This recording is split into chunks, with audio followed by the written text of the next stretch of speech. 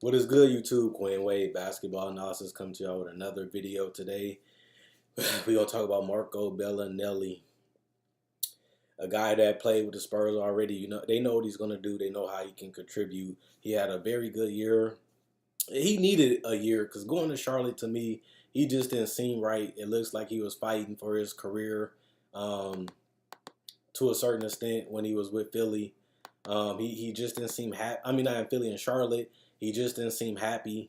He didn't really work out the way that they thought he would. He was supposed to be this amazing piece. He was supposed to be that floor spacer at the three point line. He shot 36% from three. His defense wasn't that great, and he didn't really fit in the flow of the offense. Yes, they more of a slow team, not as much movement. That could actually be the reason why he failed a lot in Charlotte. Maybe that is the reason, but I don't really know. But he played some great basketball with the Spurs. Even when I used to watch the Spurs back when he played with them, he looked it real good. He was one of those guys that stood out when he played with the Spurs because he was nailing threes. He was doing backdoor cuts. He was just doing all the little things that you want a role player to do. And that's one thing that the Spurs need. If you're going to lose Rudy Gay, and even if they don't, they still need that floor spacing. If they can't keep quiet, you still need a guy that can knock down shots, that can play a couple positions. And Marco is that guy. He had really revitalized his career going to Philly, a team that needed that floor spacing, a team that needed multiple shooters because of Ben Simmons and how he plays. And I'm surprised that he didn't stay with Philly because the fit was so good, and he even in the playoffs. So I'm surprised he didn't stay in Philly, especially because he's going to get around the same amount of money he probably could have got with Philly, but they got more money. But I'm surprised they didn't want to keep him, or he wanted to come back.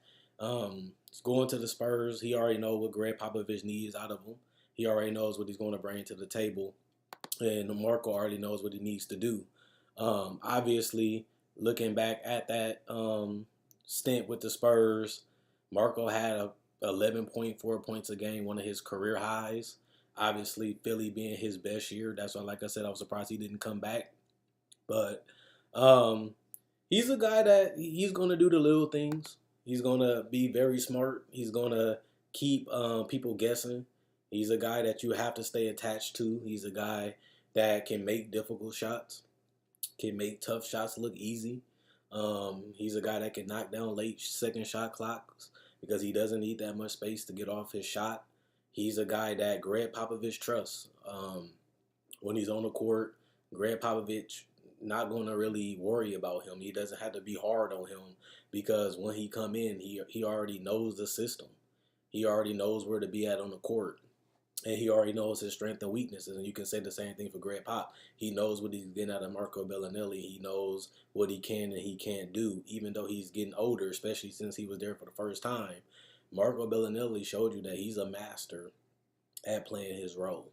And, that's why that fit with Philly was so remarkable because he came and did what he was supposed to do, and it really helped him out.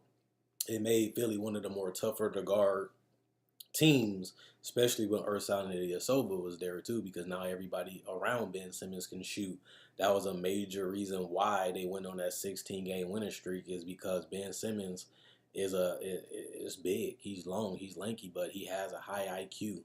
And if you put the right team around him, like the Spurs, for example, and you know how Brett Brown is from the Spurs, they like that team-friendly offense. They like that floor space and then making the extra pass.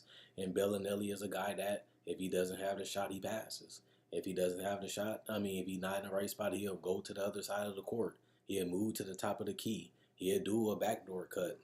And those little things go unnoticed if you're not paying attention. If you're not locked in, Bellinelli can really kill you from the three-point line. Even if he comes off a screen, he can knock down the mid-range shots, whether it's 15 feet and in or 15 feet and out. This guy has the ability to shoot all over the place. And at the end of the day, this is a good pickup because you're not paying him that much money.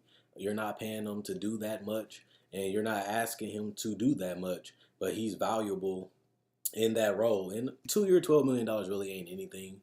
especially when you're getting a guy of this type of caliber. I'm not saying he's a superstar. I'm not saying he's going to change the identity of the Spurs. I'm not saying that he's going to win them 10 extra games. But having him is better than not. I'd rather have a guy like Marco Belinelli that I know what I'm going to get and I know what to expect and I know he's going to be a professional. He's going to go out there and play hard. He's going to go out there and execute the game plan defensively and offensively, and he's going to keep the ball movement and he's going to keep he's going to keep moving. So I like this pickup. I think the Spurs definitely need somebody to play that 3 position if they don't bring back Kyle Anderson. I think they need somebody that, you know, that can just help them offensively. They looked as slow and sluggish a lot last year, and they let a lot of games get away from them. And having that extra ball movement and that extra shooter in the corner can change the look of the team. Because remember, Kyle Anderson not really a knockdown 3-point shooter. He's a better ball handler, but moving off screens and moving around is just as valuable as handling the ball. And I like Marco Bellinelli. He impressed me last year. He didn't whine. He didn't complain. He showed up to work. He did what the coach asked him to do, and he was a huge part of that success of the Sixers. And you can also make the same argument when he was with the Spurs. They got a guy that, you see on footage that he'd be good. And when he went into that system, he had a very fantastic season, averaging 11.4 points, 2.8 rebounds, 2.2 assists, while also shooting 48% from the field and 43% from 3. That's ridiculous. Then his next season with the Spurs, he had injuries, but he still gave you 42% from the field, which isn't that bad considering that he only getting 7 shots, but he shot 37% from 3, which is above average, while still giving you 80% from the free throw line and still giving you 2.5 rebounds and 1.5 assists. He averaged 9 points. But considering that he's not a franchise guy, considering that he's not a guy you rely on night in and night out, if he can give you 8, 9, 10 points and give you 17, 18 every once in a while, that's something that you want, especially for $6 million. You want a valuable player and a guy that if you call his number, he's going to go out there and deliver. And he can be a difference maker. Like I said, if you don't pay attention to him, he can drain threes. If you don't come off that screen and play and work hard, I done seen a lot of Philly games this year, and he will kill you from the mid-range. So this is a guy you have to be locked in, you have to be focused on, and at the end of the day, he will be a good factor for this Spurs team. I still want to know where the Spurs team will be at a couple months from now as they going through some problems, and they don't have that much cap space, and they're trying to find a way to still compete for a championship, while also trying to find a way to get Kawhi Leonard to recommit to stay with the Spurs. So we don't really know how the roster is going to look. We don't really know what direction they're going to go in. We don't even know if Kawhi Leonard will be there at the beginning of the season. But one thing we do know is that Marco Belinelli going to show up and go to work and get his job done. And at the end of the day, that's something that you want for $6 million. A lot of people getting overpaid. A lot of people signing these long-term deals. Marco Belinelli is a guy that's coveted around the league. Is he a 3-and-D guy? No, but he still has a lot of value in this league, and he can, if he has the right personnel and if you have the right type of players around him, he can be a very, very deadly player. So we'll see what happens. I don't really have too much to say after that. I definitely want to see what Greg Popovich do with this. I mean, not Greg Popovich, but R.C. Buford, what they're going to do with this roster. Is Lonnie Walker going to get a lot of playing time? Is this Danny Green last season?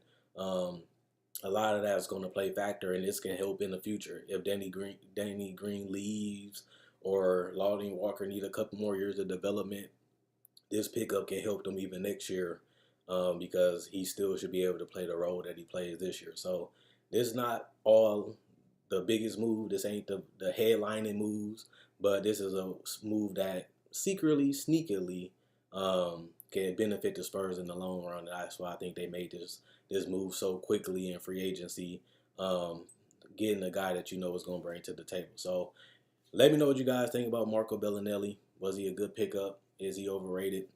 Should they have stayed away from him? Ain't you happy that he came back to San Antonio? We'll see what happens. We'll see if it works out. But He's a three-point shooter, and that's very valuable now. And he's been able to shoot over 36% every season on a good number of attempts. So, worst case scenario, he a floor spacer. That's mostly what he did in Philly, and they was able to win 50 games and get out of the first round. And he was an integral part of that process. So, let me know what you guys think. Check out my website at NasisPlayground.com. Link will be in the description, comment section below. Check out my Facebook, NasisPlayground.com. Like to show support. Quinn Wade, Basketball Analysis. I'm gone. And let me know, do you think this is a good pickup for the San Antonio Spurs?